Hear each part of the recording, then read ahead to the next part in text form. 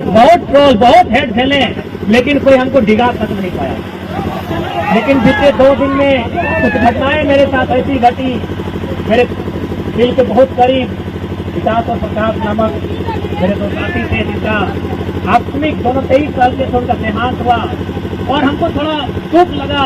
हम दर्द में थे, लेकिन आज अपने दर्द को छिपाकर यहाँ इसलिए आए हैं क्योंकि छात्रों का दर्द उससे लाभ होना जाता है, इसलिए आज यहाँ आए। एक मन तो लगा इस आंदोलन से हम लोग जख्मी, इस घटना के बाद कहीं जख्मी ना हो, लेकिन किसी ने ऑटो में दे दे भाई, लेकिन किसी ने ठीक ही कहा है कि घायल शेर की सांसें उसके दहाड़ से भी खतरनाक होती है। और बिल्कुल मुझे तो पूरा विश्वास है, चाहे विधानसभा हो या राजभवन हो, कहीं ना कहीं हमारी एक्टिविटी को वॉच किया जाता है। आप देख सकते हैं मुख्यमंत्री का नया भाषण, वे कहते हैं कैसे लिया झारखंड, तो उनके समर्थक कहते हैं लड़के लिया झारखंड। वे मोटा मोटी 20 साल से विधायक हैं, एक भी वीडियो उनको जारी करने बोलिए जहां उन्होंने ये नारा दिया है कि लड़के झारखंड, ये नारा हम लोगों का है। अब बात करते हैं राजभवन की। 29 तारीख जिस शाम को हम अपने 2 साथियों को कांधे पर ले जाकर उन्हें शमशान में दफनाते हैं, उसी समय विधायक कहीं ना कहीं वापस होता है, यानी उन्हें ऐसा लगता है कि शेर जख्मी हुआ है, ये टाइम अच्छा है। यानी कहीं ना कहीं वे हमारी गतिविधियों को देख रहे हैं। आज गांधी मैदान, गांधी यानी अहिंसा का संदेश, गांधी यानी आंदोलन, गांधी यानी शांति। लेकिन आज यदि गांधी के देश में छात्र आंदोलन कर रहे हैं, छात्र अशांत हो रहे हैं, तो कहीं ना कहीं उन हुक्मरान पर सवाल खड़ा होता है जिन्हें हमने चुनकर भेजा है। आज लोगों को, खासकर जो लोग सत्ता में बैठे हैं, ये भारत से अलग कटकर एक नया झारखंड राज्य, बिहार राज्य से कटकर एक नया अलग झारखंड राज्य बना। उस समय जो हमारे राज्य के पहले राज्यपाल थे, राज्य के सर्वोच्च रहनुमा माननीय प्रभात कुमार, उन्होंने एक लाइन कहा था कि जिन संसाधन के साथ झारखंड राज्य अलग हुआ है, आने वाले 20 सालों में ये भारत देश का नंबर 1 राज्य होगा। यानी कितनी उम्मीदें थी इस राज्य के सबसे काबिल व्यक्ति को, जिसे राज्यपाल कहते हैं, कितनी उम्मीदें थी कि यह राज्य नंबर 1 पर आएगा। लेकिन आज 22 साल बीत चुके हैं। आज अगर इस राज्य के बारे में समीक्षा करने जाए, आज अगर इस राज्य को जांचने जाए, तो ये पीछे से कभी नंबर 2 पे मिलेगा, कभी नंबर 3 पर मिलेगा, कभी नंबर 4 पर मिलेगा। क्या इस दिन के लिए हमने नया झारखंड राज्य लिया था?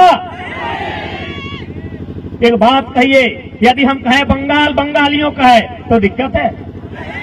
किसी को दिक्कत होनी चाहिए? यदि हम कहें गुजरात गुजरातियों का है तो क्या किसी को दिक्कत होनी चाहिए? यदि हम कहें महाराष्ट्र मराठियों का है तो दिक्कत होनी चाहिए? तो यदि झारखंड झारखंडियों का है तो इसमें क्या दिक्कत है? बिहार किसका है? बंगाल किसका है? गुजरात किसका है? महाराष्ट्र किसका है? तो झारखंड सबके बाप के लगेगी, झारखंड सबके बाप के लगेगी। लेकिन हमारे बाप के लगा, लेकिन हमारे बाप के खून बहा लाई। हम शहीद के बेटा हैं, मेरा बाप का झारखंड है, क्योंकि मेरे बाप का खून बहा झारखंड बनाने में। आज गवर्नमेंट में बैठे लोग पॉलिसी लेकर आते हैं, कभी पॉलिसी लेकर आते हैं जो यहां से 10वां 12वां पास करेगा, कभी पॉलिसी लेकर आते हैं जो यहां पैदा होगा। अरे भाई, आप लोग विधायिका के अंग हैं या फिर आप लोग मडारी हैं? आप लोग ताश जुआ खेलने वाले लोग हैं। ये लोग कहते हैं जो झारखंड में पैदा होगा उसे नियोजन में अधिकार रहेगा। नियोजन पॉलिसी में शामिल किया जाए कि जो लोग झारखंड में पैदा हुए हैं। हजारीबाग दुमका उप राजधानी है, रांची राजधानी है, लेकिन हजारीबाग शैक्षणिक राजधानी है।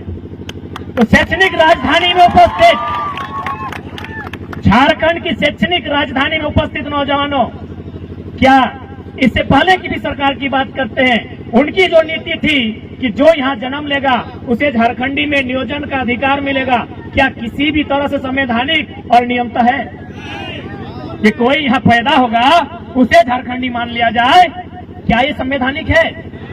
यदि ये संवैधानिक है तो कोई तो ट्रेन में पैदा हो जाता है, ट्रेन उसका होना चाहिए। कोई अस्पताल में पैदा होता है, अस्पताल उसका होना चाहिए। तो पैदा होने से जब अस्पताल मेरा नहीं, पैदा होने से वो ट्रेन मेरा नहीं, तो सिर्फ पैदा होने मात्र से उसे झारखंडी कैसे माना जाए?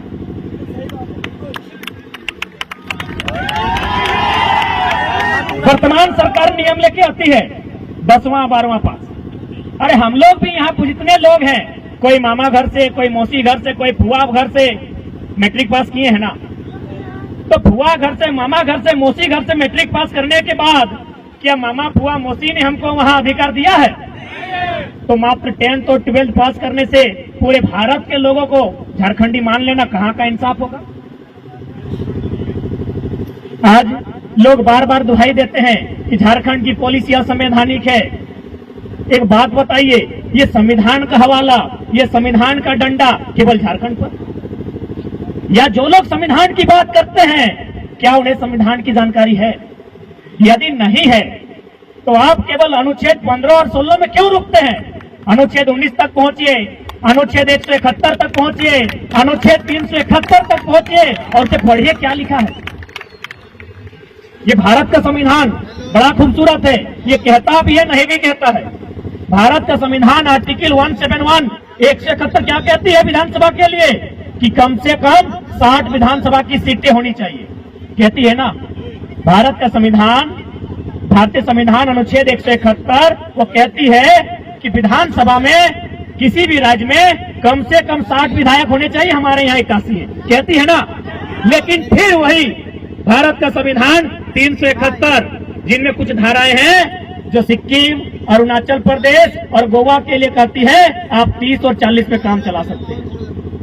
वही भारत का संविधान जो 171 में कहता है कि 60 विधायक होने चाहिए, वही संविधान कहता है आप 30 में काम चला सकते हैं। तो भाई ये संवैधानिक दांवपेच, ये संविधान का डंडा, ये संविधान की मार केवल झारखंडियों के साथ क्यों? हमने किसी के साथ क्या गुनाह किया है? हमने कहा किसी के अधिकार को छीना है? दुनिया में हजारों लड़ाइयां लड़ी गई है। एक राजा ने कभी एक रानी के लिए युद्ध किया है, लेकिन हमने जब भी युद्ध किया है इस माटी को बचाने के लिए किया है। हमारा कोई इतिहास बताएगा कि हमने किसी को घर से भगाया है? हमारा कोई इतिहास बताएगा कि हमने कहीं कब्जा किया है? हमने जब भी युद्ध किया है, अंग्रेजों से जब भी मुकाबला किया है, अपनी माटी को बचाने के लिए किया है। तो हमारा गुनाह क्या है? हमने किसी का क्या बिगाड़ा है? आज ये राज्य न जाने कितनी शहादत के बाद, न जाने कितनी माओं की गोद सुनी हुई, न जाने कितनी बहनों की मांग का सिंदूर उजड़ा है, तब जाकर हमने एक नया झारखंड बनाया। यही आपके हजारीबाग जिला के अंतर्गत बिशुनगढ़ प्रखंड है, वहां एक बलग मक्का नामक गांव है। एक गांव में सात लोग शहीद हुए। शहीद नहीं हुए, उनका गला किसी का काटा गया, किसी का गोलियों से छलनी किया गया, तब जाके हमें राज्य मिला है। क्या कभी इस दर्द का आभास इन सत्ता में बैठे लोगों ने किया है कि हमने किन परिस्थितियों में ये राज्य लिया है? इसलिए आज जितने भी नौजवान जो अपने घर से बाहर छात्रावास में जाकर तैयारी करते हैं, कभी उनके दर्द को किसी ने समझा है कि किस प्रकार हम अपना मुर्गी, चंगना, छगरी, पटरू, गाय गोरू बेचकर अगर हमारी माओं के पास अगर पुरखों का गहना है उसे गिरवी रखकर अपने खेत का जमीन का टुकड़ा किसी को कर्ज में रखकर बड़ी मुश्किल से पैसा जमा करते हैं। उन पैसों को गठरी में भेजकर बच्चों को हजारीबाग, किसी को रांची, किसी को धनबाद भेजा जाता है। इस उम्मीद के साथ भेजा जाता है कि जब बच्चा घर वापस आए तो एक छोटी सी नौकरी लेकर आए। और उस उम्मीद को पूरा करने के लिए बेटा दिन रात मेहनत करता है। वो अपने सारे दुखों को भूलकर, अपने संगी साथियों को भूलकर एक छोटे से लॉज में जहां सबसे कम दाम में उपलब्ध हो पाता है वहां तैयारियां करता है। अपने जीवन का 5 साल, 10 साल, कोई तो 15 साल लगा देते हैं। अचानक उसके पास विधानसभा से लिखित चिट्ठी जारी होता है कि आपकी सारी परीक्षाएं रद्द कर दी जाती है। क्या कभी ने सोचकर देखा है उसके साथ क्या बीतता है? लोग आश्वासन देते हैं कि उम्र की सीमा बढ़ा देंगे, एक बात बताइए, जो लोग थोड़ा सा टेक्निकल एग्जाम की तैयारी करते हैं वे लोग अगर उम्र की सीमा बढ़ा दी जाए तो सक्षम है, लेकिन जो लोग डिफेंस की तैयारी करते हैं उम्र की सीमा बढ़ाकर उन्हें घोड़ा बना देंगे। आज होमगार्ड का मामला हजारीबाग में पेंडिंग है, आज होमगार्ड का मामला धनबाद में पेंडिंग है, वो 2017 की बहाली है। आज यदि आप उनको कह भी देते हैं कि हम आपकी उम्र की सीमा को बढ़ा देते हैं, क्या उन्हें फिर से 5 फीट का हाई जंप करवा सकते हैं? क्या उनसे आप 16 फीट का लॉन्ग जंप करवा सकते हैं? क्या उनसे आप 5 मिनट में 1600 मीटर दौड़वा सकते हैं? तो वास्तव में इनके पास विजन नहीं है, इनके पास मिशन नहीं है, ना इनके पास दूरदर्शी सोच है। इसलिए आज झारखंड के तमाम नौजवानों को, पढ़ने वाले छात्रों को आज एक जगह आकर इस आंदोलन को भागीदारी देना होगा और प्रयास करना होगा। इतना जोरदार हमला हो सरकार पर, या तो सरकार बैकफुट पर जाए या 24 में सरकार कहीं ना रहे।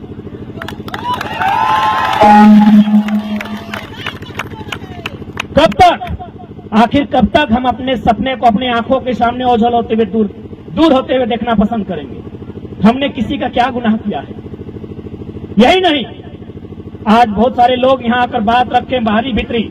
जी नहीं, जो लोग अगर बाहरी भीतरी का प्रश्न खड़ा करते हैं मैं उन्हें 2-3 उदाहरण दूंगा। जब ये आंदोलन स्टार्टिंग हुआ था, हमें बिहार मूल के एक हाईकोर्ट के जज ने फोन किया था। उन्होंने धनबाद के एक वकील को फोन किया, बोला उस लड़का से हमको बात कराओ। उन्होंने वकील को फोन किया, वकील साहब किसी तरह मेरा नंबर जुगाड़ किया, हमको कॉन्फ्रेंस में बात कराया। हाईकोर्ट जो कि बिहार मूल के हैं, उन्होंने स्पष्ट कहा कि हम आपकी इस भाषा की लड़ाई में बिल्कुल आपके साथ हैं, क्योंकि यदि सभी लोग यूपी, बिहार, बंगाल, उड़ीसा के लोग अगर भाईचारा के नाम पर झारखंड में कब्जा कर लेंगे तो झारखंड बनाए क्यों था?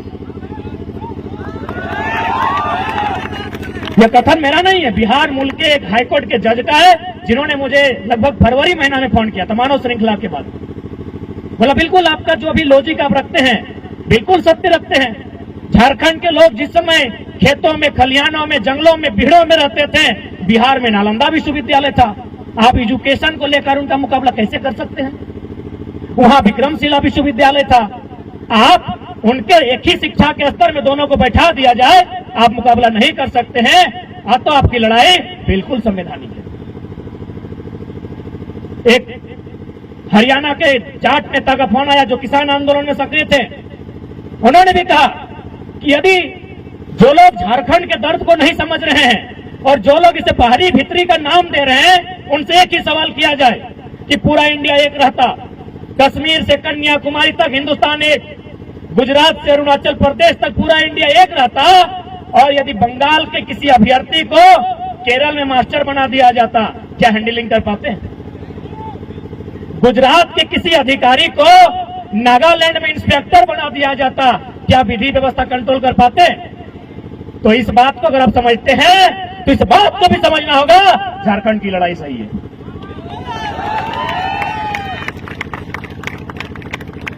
अभी बताइए, यदि बैरियर नहीं होता, राज्यों के लिए अलग अलग नियम नहीं होते, तो आज क्या विधि व्यवस्था कंट्रोल हो पाती? क्या एक मलयालम बोलने वाला केरल का इंसान झारखंड के क्षेत्र में विधि व्यवस्था कंट्रोल कर पाता? नहीं कर पाता। तो इसीलिए हमारे देश की खूबसूरती यही है, अनेकता में एकता, विविधता में एकता, और उसी के तहत आपको सबके अधिकार को सुरक्षित रखना होगा। आज लोग कहते हैं कि 1932 का खतियान असंवैधानिक है, ये अंग्रेजों के काल का है। बोले भैया आप इतना हमको मत सताइए, अब हम लोग को इतना परेशान ना कीजिए। आप किस कानून की बात करते हैं और कौन से संविधान की बात करते हैं? अरे हम लोग भी थोड़ा बहुत पढ़ लिए हैं, अब हम लोग भी अनपढ़ जाहिल नहीं है, थोड़ा बहुत पढ़ लिए हैं। आप जिस संविधान की बात करते हैं और आप जिसे अंग्रेजों के काल का कानून मानते हैं, तो पलटिए थोड़ा सा, आप फ्लैशबैक में पीछे जाइए। सन 1990 भारत के संविधान में 66वां संशोधन हुआ था। क्या हुआ था? CNT जो 1908 में बना कानून है, उसकी 3 अध्याय को 66वां संशोधन करते हुए 1990 में भारतीय संविधान के अनुसूची 9 में शामिल किया गया था। तो क्या 1908 का कानून जो CNT कानून है वो अंग्रेजों के काल का कानून नहीं है? तर्क से बात कीजिए, हम लोग भी पढ़े लिखे लोग हैं, लॉजिकली बात कीजिए। कि इसी देश में, आजाद भारत में और उसी अनुसूची 9 में, जिस अनुसूची में भूमि सुधार कानून स्थापित किए जाते हैं, कानून नंबर 209 में, भारतीय संविधान अनुसूची 9 में 1990 66वां संशोधन 1908 CNT कानून शामिल किया गया है। तो हम यदि 1932 को आधार मान रहे हैं, और हमने तो स्पष्ट कहा, यदि आपको ऐसा लगता है इस भूभाग में अन्य प्रदेशों के लोग अगर रहते हैं और उनका अपने प्रदेश में कोई नाता नहीं है, तो आप स्थानीयता 1-2 परिभाषित कीजिए। बहुत जगह है, जनरल 1, जनरल 2, जनरल 3 तक है। कानून बनता है इंसान के लिए, इंसान कानून के लिए नहीं बनते हैं। और आप किस कानून की बात करते हैं? मंत्रीगण ओडी में चलते थे, सॉरी एम्बेसडर में चलते थे, समय बदला, BMW, फॉर्च्यूनर, रेंज रोवर। अरे भाई, एक एक को गाड़ी बदलता गया, यानी कानून बदला ना। गाड़ी रखना भी कानून है ना। एक एक को गाड़ी बदला यानी कानून बदला। तो मैंने कानून सिर्फ जनता को दबाने के लिए है क्या? नेताओं का मन किया तो गाड़ी बदल गया, नया कानून बन गया। उनको मन किया तो 70 लाख का क्रिकेट का मैच खेल लिए। उनको मन किया तो अपनी अर्धांगिनी और आधी अर्धांगिनी के साथ लतरा तो डैम चल गए।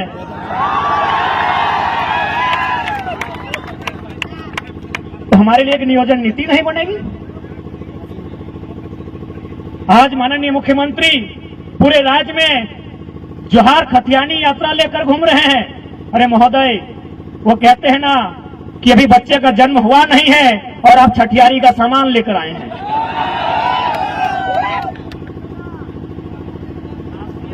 इसीलिए किसी ने खूब कहा है कि जनता भूख प्यास से त्रस्त है और राजा साहब सुरा सुंदरी में मस्त है। हमारे छात्र, पढ़ने वाले छात्र, आप गांव में जाइए। मेरे ही गांव से 15-16 स्टूडेंट धनबाद तैयारी के लिए जाते थे। जब से वैकेंसियां रद्द हुई है, उनकी संख्या सीधा 2-3 हो गई।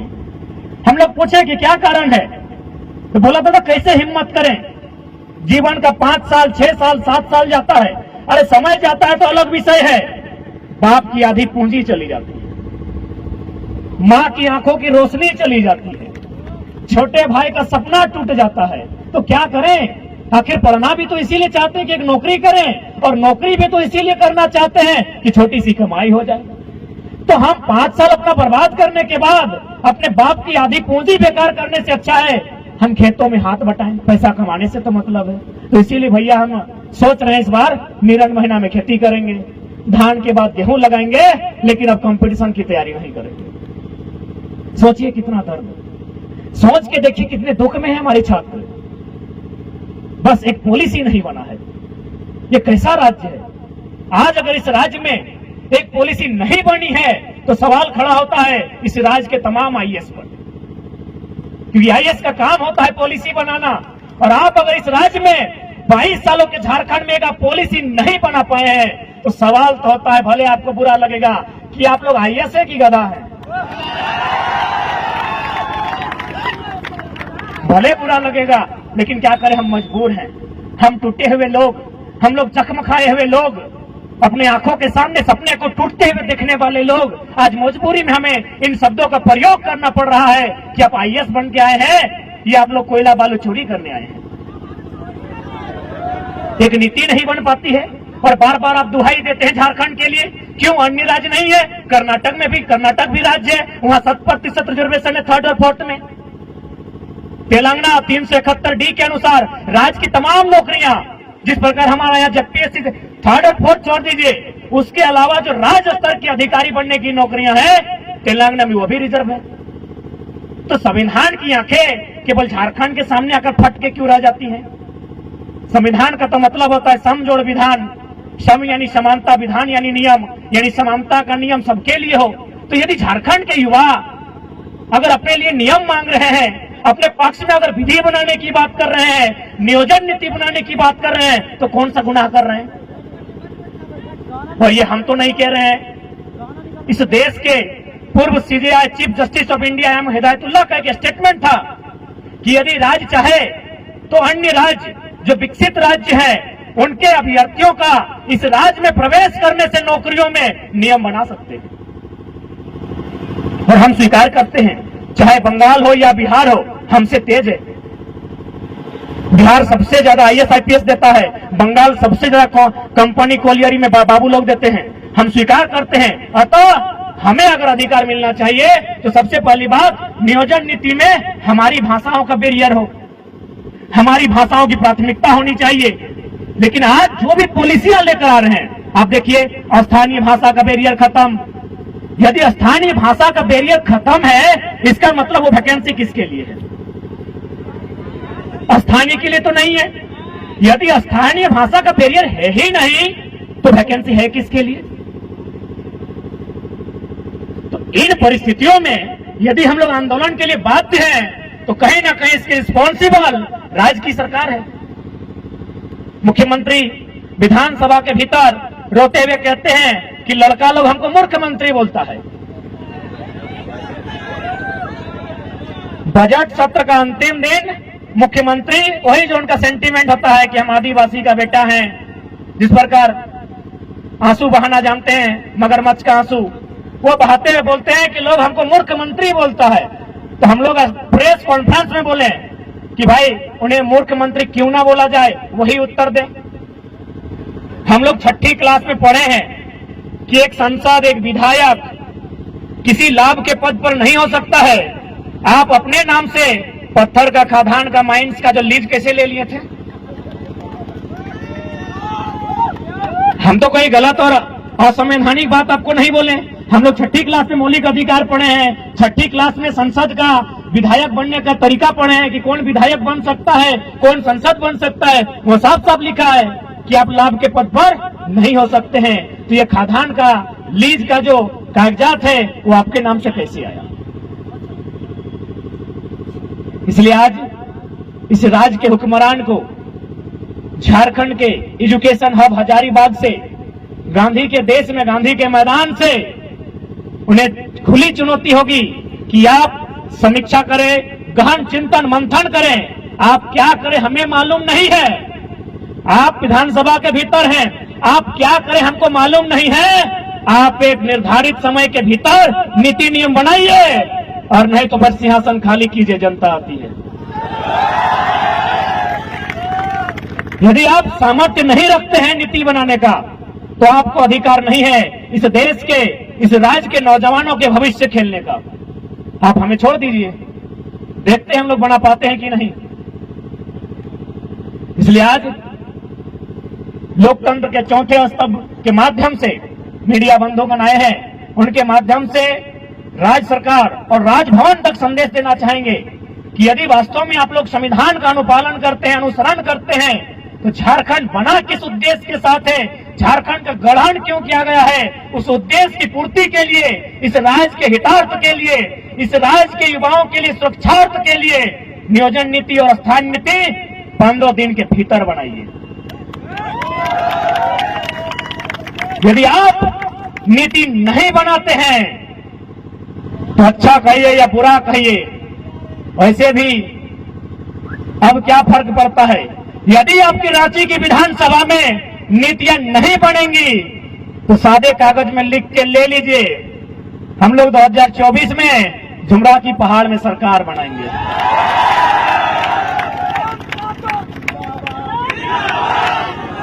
और यदि पढ़ने वाले छात्र हताशा में, निराशा में अगर इस तरह का रास्ता अगर चुन लेते हैं, तो इसकी जवाबदेही राज्य सरकार पर होगी। इसकी जवाबदेही हमारे जो कायदे कानून को संचालन करने वाले, विधि व्यवस्था को सुचारू रूप से संचालन करने वाले लोगों के ऊपर होगी कि आपने इस राज्य को कहां धकेला।